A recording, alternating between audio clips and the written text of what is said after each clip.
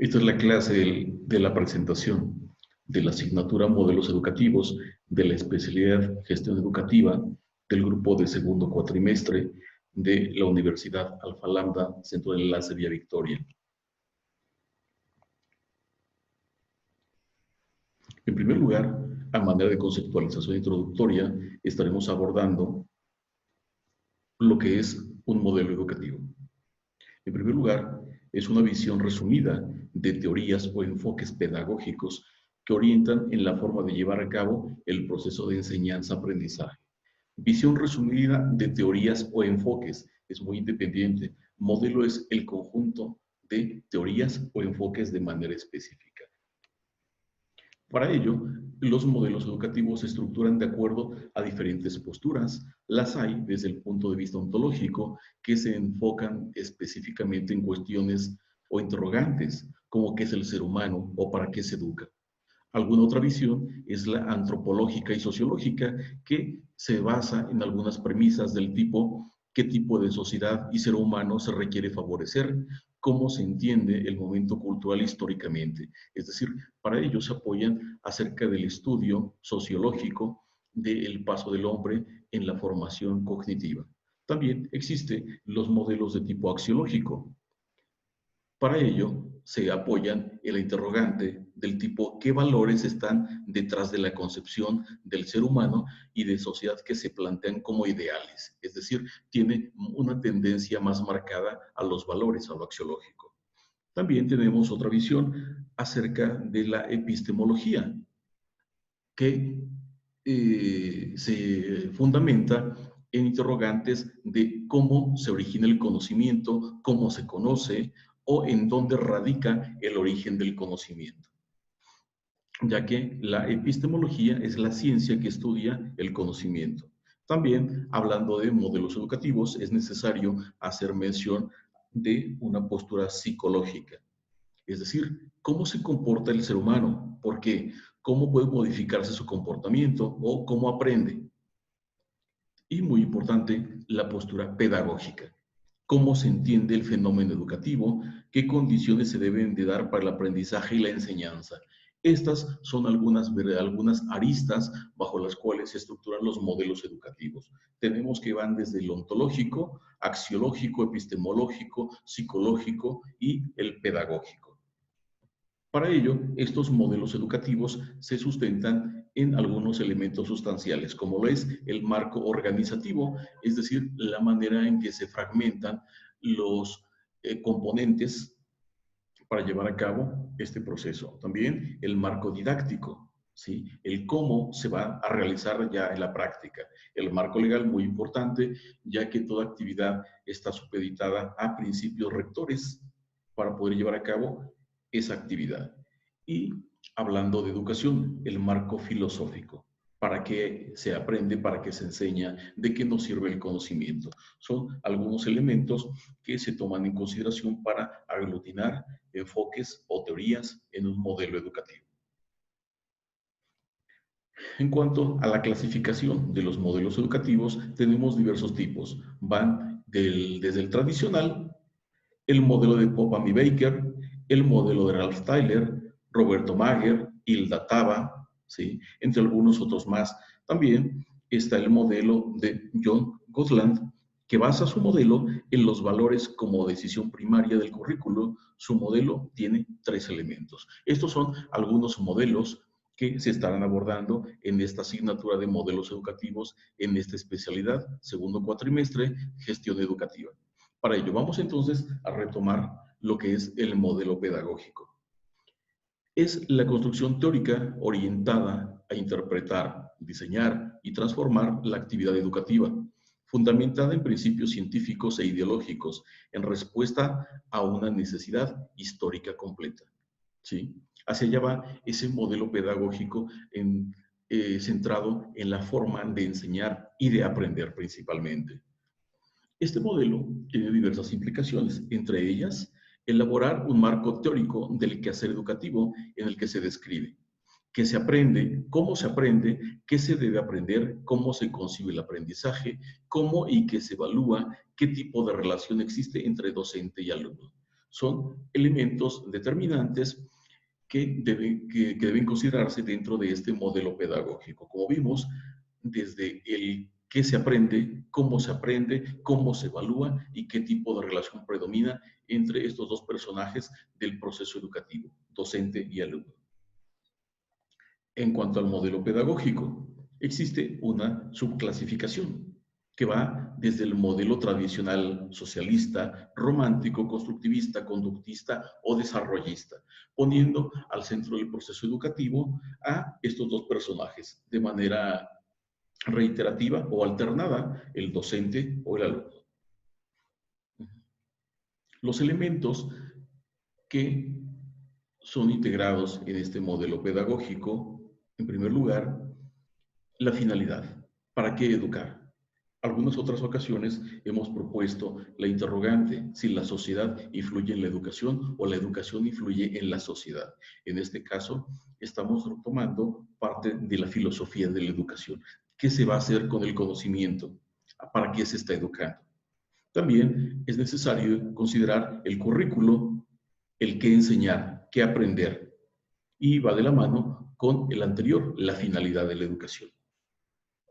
Cada modelo concibe una visión particular de desarrollo, es decir, del cómo se aprende. En este caso, también va de la mano esta concepción del desarrollo con la metodología, es decir, cómo enseñar, cómo lograr que aprenda el alumno, incluyendo estrategias de enseñanza o habilidades superiores del pensamiento para favorecer las habilidades o estrategias de aprendizaje. Al hablar de pedagogía, de enseñanza y aprendizaje, también nos trae a colación un término que está muy en boga actualmente, que es la evaluación. Evaluación de los aprendizajes, pero también una evaluación de la enseñanza. Es decir, cómo y para qué retroalimentar el proceso de enseñanza y aprendizaje. Basado principalmente en una valoración, una orientación que se da a los estudiantes y una devolución una vez que los estudiantes han recibido previa valoración y orientación de su trabajo con la tarea reorientada con estos andamiajes que se van trazando. Y hablar de pedagogía nos conlleva analizar esta relación, ya que la enseñanza es un proceso bidireccional, enseñanza y aprendizaje. La relación que existe entre estos dos personajes es exactamente bidireccional. Relación maestro-alumno, alumno-maestro, alumno-alumno, donde se define cuál es el rol de cada uno y cuál o cómo debe ser su interacción. En el enfoque del modelo que estamos actualmente es un enfoque constructivista, donde el alumno construye sus aprendizajes, apoyando los saberes previos en coordinación con sus pares o sus iguales. De esa manera se fomenta la adquisición de aprendizajes desde la postura constructivista social del modelo educativo actual. Eso es, a grosso modo, las características de modelos educativos que estaremos trabajando en esta asignatura. El día de hoy, entrando ya en materia siendo más objetivos, estaremos hablando lo que es el modelo educativo tradicional, las características y consideraciones que están implícitas dentro de este modelo. En primer lugar, un concepto. ¿Qué es un modelo pedagógico o modelo educativo tradicional? En el sentido etimológico, la tradición es el acto de pasar de uno a otro. La pedagogía tradicional puede ser considerada como un sistema de tratamiento de la información, de transmisión y de comunicación. Según la lógica de este modelo, la acción pedagógica se establece, o más exactamente, se identifica principalmente alrededor de la actividad del único actor reconocido, que es el profesor. Es decir, el nombre lo especifica claramente, modelo tradicional. En antaño, la persona que tenía mucho peso o que tenía todo el peso, hablando de enseñanza y aprendizaje, lo vemos en la última línea, era el profesor. ¿Por qué? Porque era la persona que poseía conocimientos y los iba a verter sobre sus estudiantes uno a uno. Y de esa manera, en cuanto ellos lo pudieran recibir y devolver tal cual, se lograba el aprendizaje. Es como estamos partiendo con el estudio de esta asignatura, modelos educativos, con el modelo educativo tradicional. Para ello, vamos a hacer mención de este modelo educativo tradicional, ¿sí? De sus orígenes y precursores.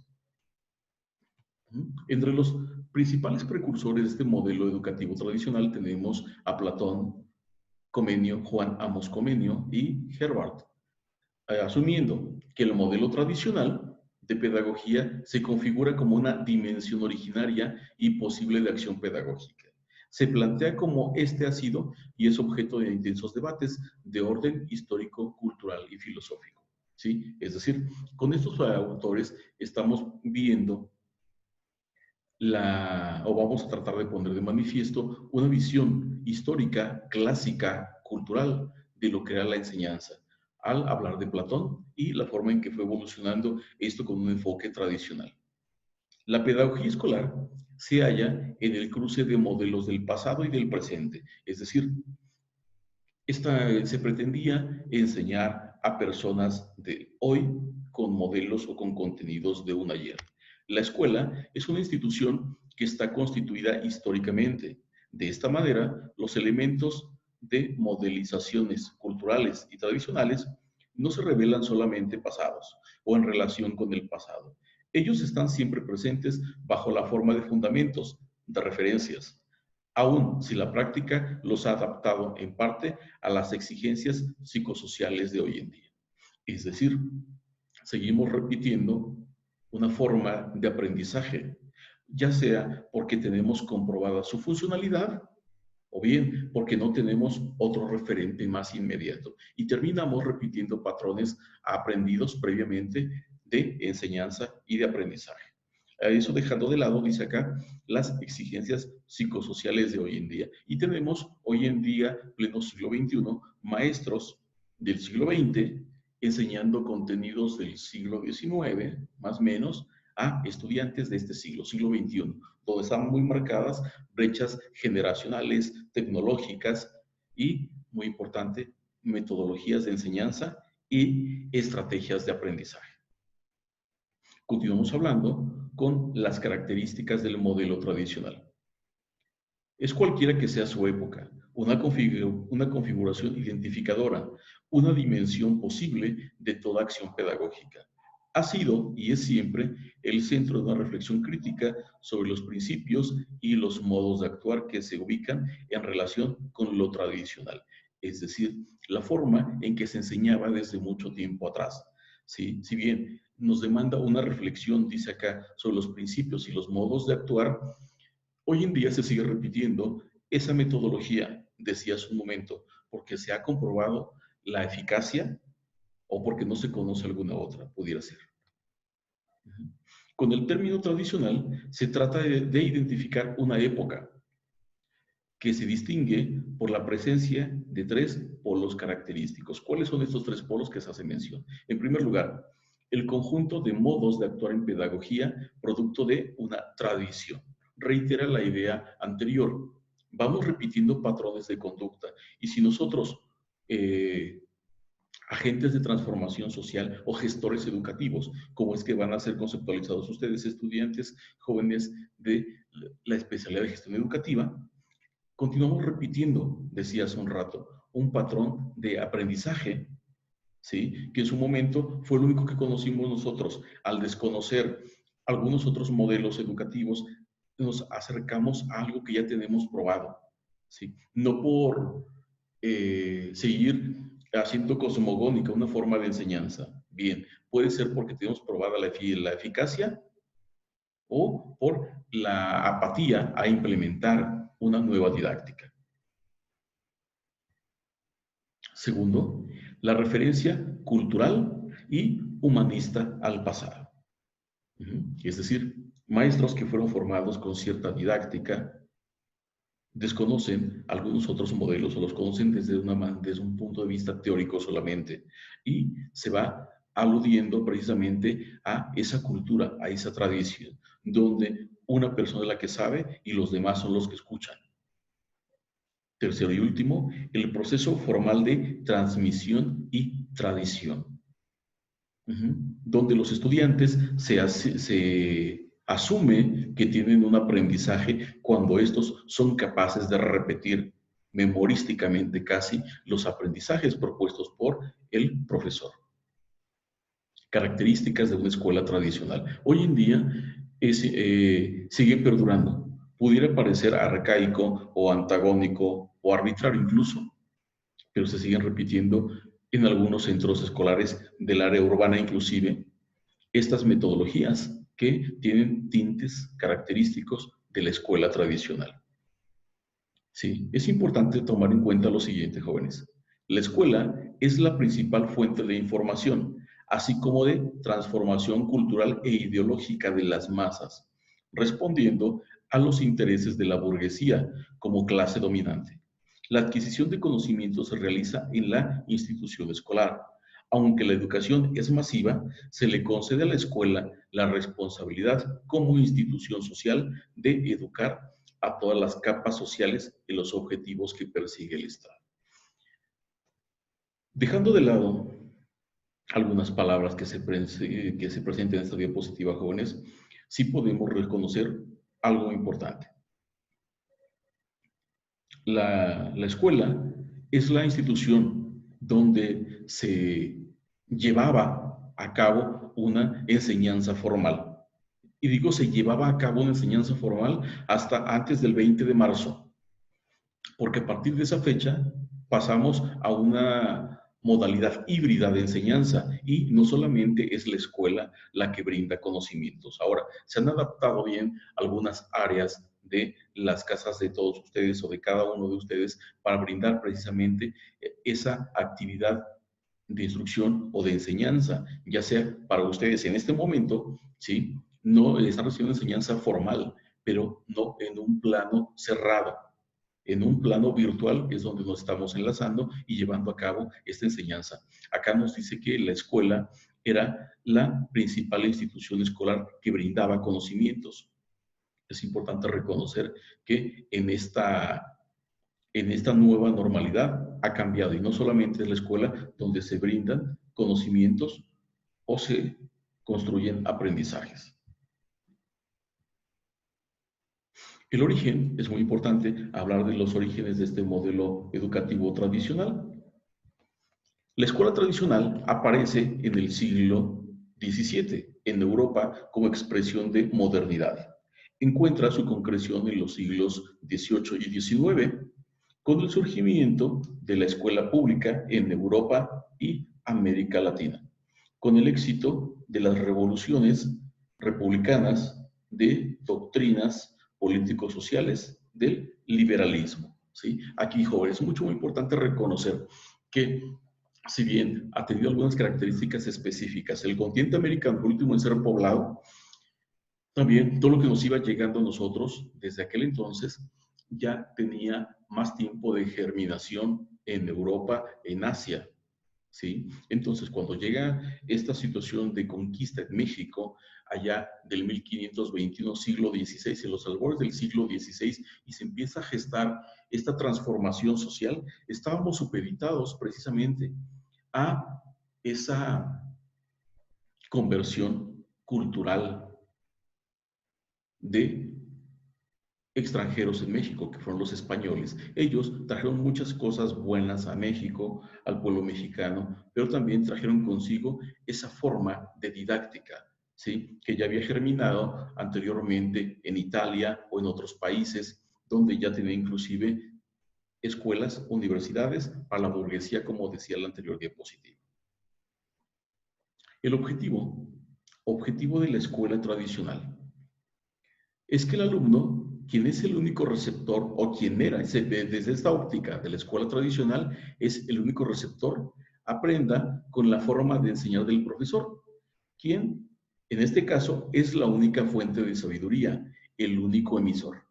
El profesor utiliza el término enseñanza como un proceso de transmisión de conocimientos que implica la entrega de cultura acumulada.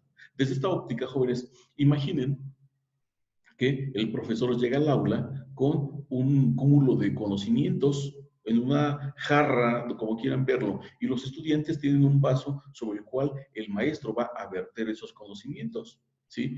En la realidad de este modelo tradicional, el maestro no llegaba con una jarra, el cúmulo de conocimiento lo llevaba en la psique, y el vaso, aludido en el ejemplo que tenían los estudiantes, no era tal, era la cabeza de los estudiantes, el cerebro, para poder absorber, retener las enseñanzas o el discurso del profesor, que desde esta óptica del modelo tradicional era la única fuente de conocimiento.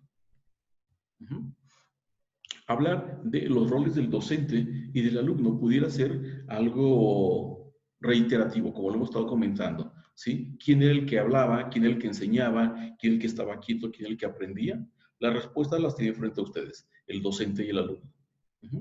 El docente, el rol que ejercía el docente en este modelo tradicional es el centro del proceso de enseñanza, o era el centro del proceso de enseñanza. Es la persona con el dominio total del tema, conocedor del tema, un buen orador, sabe, dirige, es el portador del conocimiento y el único seleccionador y organizador de contenidos, métodos, técnicas, materiales, entre otros. ¿Sí? La respuesta, pues la tienen entre ustedes. ¿Quién es el único que hablaba, el único que enseñaba y demás? El docente. ¿De quién se podría aprender bajo este esquema del modelo tradicional? Únicamente el docente, ¿sí? Y la comunicación fluía de manera vertical, docente-alumno. No había ida y vuelta, no era bidireccional. El alumno no podía tener esa comunicación con el docente ni con su par o con su igual, solamente recibían instrucción. En cuanto al rol del alumno, ya comentamos algo hace un momento. El alumno juega un papel pasivo, con poca independencia cognitiva, es decir, no tiene ideas propias, no tiene conocimientos anteriores, está supeditado a los nuevos saberes que pudiese adquirir o que el docente pudiese facilitar. Tenía, desde este enfoque tradicional, un pobre desarrollo del pensamiento teórico, así que desarrollaba más un pensamiento empírico que tiene un carácter clasificador, catalogizador. Las actividades de carácter práctico que realiza un alumno son menos, pues la labor fundamental es del profesor a través de la explicación. ¿Sí? Los saberes que tenían los estudiantes, dice acá, eran teóricos, empíricos, solamente con el discurso. Sí, alguna vez el maestro tomaba en cuenta algún ejercicio, alguna práctica, era él el que la desarrollaba y los estudiantes continuaban con esa pasividad receptora. Únicamente eran espectadores de la actividad que está desempeñando el docente. Hablaba hace un rato acerca de algunos exponentes de este modelo educativo tradicional. Vamos a retomarlos. ¿Sí? Estos autores que hacen mención, ¿sí? San Ignacio de Loyola, entre otro más que fue Juan Amos Comenio. Juan Amos Comenio se le conoce como el padre de la didáctica magna, es decir, la forma en que iba a ser llevada la enseñanza, una enseñanza tradicional. San Ignacio de Loyola fue el fundador de la Orden de los Jesuitas, una orden que llegó a México, que puso centros de atención en diversas partes del país, principalmente en la parte centro y sur, con esta orden de los monjes jesuitas, a través de la cual se impartía conocimiento teológico, filosófico y del silabario, pero todo esto con un enfoque tradicionalista, donde el que tenía el conocimiento eran los docentes, principalmente maestros, como quisieran llamarlos en aquel entonces. Eso nos lleva a una conclusión hablando de este modelo educativo tradicional. ¿Sí? Según este modelo que podemos complementar la explicación, la educación era impartida en monasterios y aplicada por jesuitas y clérigos religiosos, como lo comentaba. Ubiquémonos temporalmente, jóvenes, siglo XVI, en México, ¿sí? Donde surge. Le cabe hacer mención que estos modelos educativos eran implementados en México, pero como este que tenemos inclusive hoy en día, ya subsistía en alguna otra parte. Pasaba lo mismo en el siglo XVI. Los mexicas, totonacas, zapotecas y demás civilizaciones prehispánicas estaban siendo sometidos culturalmente por órdenes religiosas, dominicos, agustinos, franciscanos, jesuitas, que llegaban con la intención de evangelizar, de transformar, de culturizar o aculturizar al pueblo mexicano.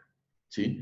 1521, 1550, 1571 más o menos, cuando estaba en México la efervescencia de la Nueva España y por consiguiente nos implementaron también, además de del idioma, una ideología cultural basada principalmente en la teología.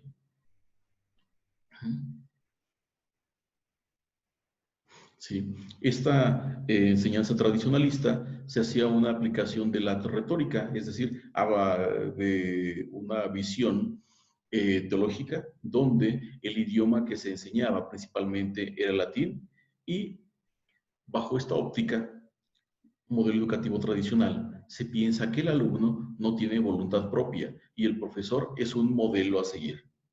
Utiliza el método memorístico como parte fundamental del proceso, acompañado de exámenes orales y el respeto a la autoridad. Su metodología principal es orden y disciplina. Al concluir con los estudios, se obtenía gran habilidad en el dominio de la retórica, es decir, las habilidades comunicativas de cómo hablar y el discurrir a favor de la religión, entre otros. ¿Por qué de la religión? Porque era principalmente el contenido que se impartía en la enseñanza tradicionalista del siglo XVI.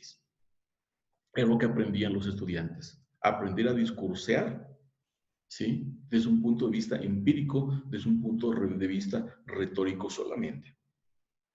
Modelo educativo tradicional, ¿sí? Hoy en día, jóvenes, como mencionaba hace un rato, sigue coexistiendo de manera simultánea este modelo educativo y otros más que vamos a conceptualizar dentro del proceso de enseñanza-aprendizaje.